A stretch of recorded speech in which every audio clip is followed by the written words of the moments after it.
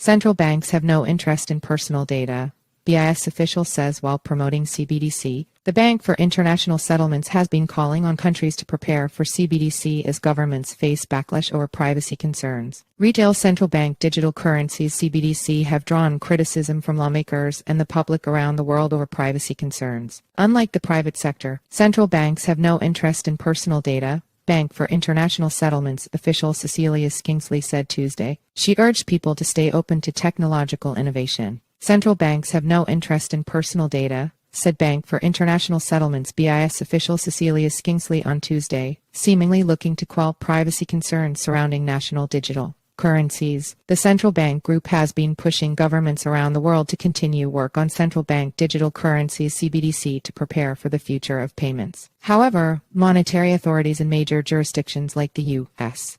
and the European Union are facing mounting criticism over plans to issue CBDC, and a chief concern is if and how citizens' privacy will be protected. The public too would feel better about using digital versions of fiat currencies like the US dollar or British pound if privacy was preserved. Ensuring privacy increased participants' willingness to use a CBDC by up to 60% when purchasing privacy-sensitive products, a recent BIS report showed. Skingsley is the head of the BIS Innovation Hub, which is responsible for multiple CBDC research projects with central banks around the world. Skingsley addressed privacy fears while speaking at the Atlantic Council CBDC conference in Washington, D.C., and urged the public to stay open to technological innovation. Central banks have no commercial interest in personal data, unlike the private sector, she said. Information that banks have on where, how, and what people spend money on is protected by legal frameworks, something which Skingsley urged should be preserved when countries decide to issue retail CBDC. When considering the design of a CBDC, people will also have to grapple with difficult questions on choice, inclusion, and stability, Skingsley said.